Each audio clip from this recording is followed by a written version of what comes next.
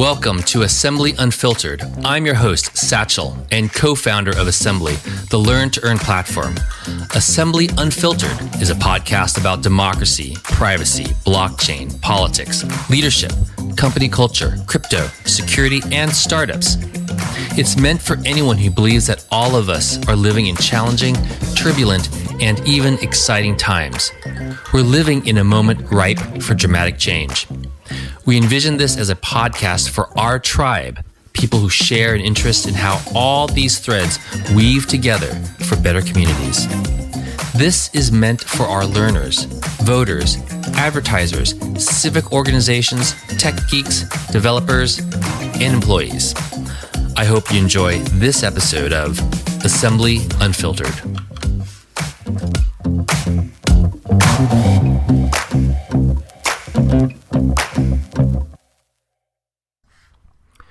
All right, welcome to today's episode of Assembly Unfiltered. Today's topic is persuading voters by teaching backwards. So this is a slightly different one. We're going to talk about the art of persuasion. Persuasion is 50% in politics, right? A lot of it is persuading voters to vote a certain way, voting for your colleagues to vote with you.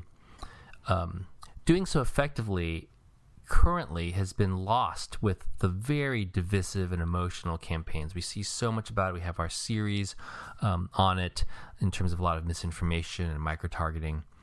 But a political campaign, ultimately, if they can really capture the voter's mind brief enough and tap into what I call a learning mindset, things can change. Instead of just beating on them over and over a message, they're actually engaging and being persuaded. But to do this requires a new form of engaging with voters. But once it can be used, it can be deployed throughout the campaign. And people may say they're already doing this, but it's a very slight change, a very nuanced approach to how messages are marketed.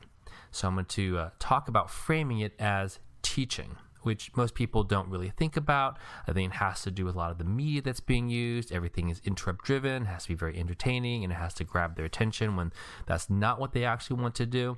But if you can get the audience in the mindset of they want to actually learn something, teaching is a very powerful metaphor for this form of persuasion.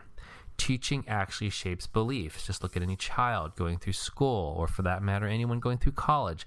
A lot of the teaching is actually shaping beliefs. The experience for those who are actually going through this process of learning is positive. You feel something when you've actually learned something. That's very different from you've been interrupted doing something that you intended to do, and perhaps it was wasting time on social media, but now you're wasting time further looking at ads. That actually has a negative effect on people's emotions and feeling. When a belief has been well constructed, as it can be through a teaching modality, it's actually more persuasive, versus awareness is just who had the loudest message, the biggest impression, be right before they make a decision. And then when someone's actually been taught, they're likely more able and willing to share that knowledge, because doing so actually increases their sense of status. They actually have information and can engage in a short conversation, or it's something that doesn't embarrass them when they share. So thinking about persuasion as a form of teaching is actually very valuable. And in fact, that is an underlying psychology behind why we think a learn to earn protocol is so effective. But how does someone start? Let's say you just want to take this approach. So I would say we start backwards. So it's teaching backwards. So here, it's actually trying to think, what are the three core beliefs, such that if someone believed them, they would then agree with your side. That seems like you're already doing that, and maybe you are, but sometimes I found when I look at ads, they don't actually really do that. They don't get to a point of a belief. They're simply just stating a fact or restating over and over why they're right and another person's wrong. And it's very, very nuanced. So we're trying to use this example of, let's say we have a Proposition A, where if you vote yes, you're making air free again. Now, what would it be to make air free again? You might want to start thinking about in the nature of this campaign. Well, it might be, we want to make the case that it's healthy, or that paid for air that's expensive is worse than free air, or the act of having free air provides other benefits like improving the planet. So those start with like key beliefs and statements. And again, often those are part of an existing campaign, but we're really working backwards from how we actually teach in a short module. Now, the second one is you want to surround those with the counterpoints. What are things that commonly people hear that you want to dispel, that if somebody continues to believe those points, they won't be on your side? And so part of it is really appealing to needs, desires, and logic to understand why those counterparts are not true and in fact are false. So they might be, some people might believe, well, free air is polluted. And then you can just state that's a false statement, but you have to then back up that claim. So you want to kind of like line those up and then think about how that would look in a quiz format. In a quiz format, what's very simple is you simply ask, working backwards, well, which of the following is true? So this exercise of asking them which is true helps the learner recall while reinforcing the beliefs you want them to believe, provided that the argument is clear, which we'll get to in a second. And then the wrong answers are those myths and counterpoints, and those show up as wrong.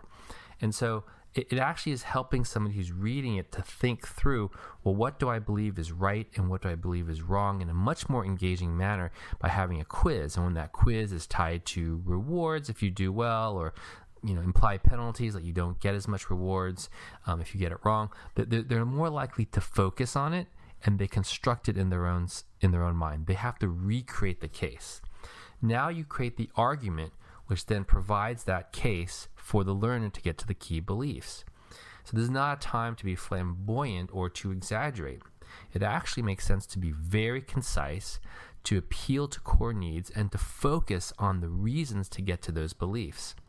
It's also a time to make very stark contrast with a false narrative or the wrong choices. So the key is to try to focus on clarity and being short versus lengthy and comprehensive and even scientific, which might be the error. People err on that side because this is not an academic paper. It's intended to be persuasion, even though it's still taking the modality of teaching. So how do you tell when it's successful, and how do you start to iterate over this? Is, well, if the quiz has way too many fails, then the quiz isn't conveying the core ideas, or the argument itself wasn't good. That's good information to know. You're realizing people aren't really grabbing onto that belief. So as long as people are getting high scores, meaning they're passing most of it, then that's going to reinforce your message. The high score on the quiz actually is a positive reinforcement. It's a positive reinforcement hit. It's a dopamine hit when someone feels that they've been rewarded for doing something. They sense that they've actually learned something. They feel smarter because it hasn't been an entertainment-driven content. It's actually designed to help them learn. And they can also increase their status by sharing. So this is slightly new, but I think it's a very important part, especially as the competitive landscape, when the markets are more mature. You need new approaches to really get people to think about. Now, if you have something that's completely new, it's disruptive innovation, the pricing is 10 times cheaper and 100 times faster, okay, maybe you may not need that. But oftentimes it's better differentiation, particularly when the form of campaigns is really important. But it can also extend to brands and other verticals. So what's interesting is there's often two extremes that we see in politics, particularly around referendums or issue campaigns. One is they just focus on raw awareness, mass reach, and they just keep drowning out the same message, yes on A, make free air again, and they just keep hammering it home and hope that people just, at the time they have to vote, recall something about yes on A, make air free again, and they vote for it. And then the other extreme is just a really in-depth explanation, which you sometimes see with issue groups, issue campaigns. And there's lots of detail. There are often policy wonks that go way into detail. It's hard to understand. It confuses people.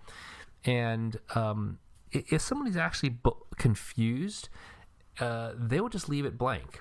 It's sort of like associated with, the choice paradox. Here, if there's just too much information, it just gets too weighty, they're just going to leave it blank. And so that's what you don't want to have either. So the middle ground is a format that's concise learning. It's taking this teaching backwards protocol, making it part of your communication arsenal where you wrap it all around, and then have the right format and engagement model so it's a great experience for learners and advertisers.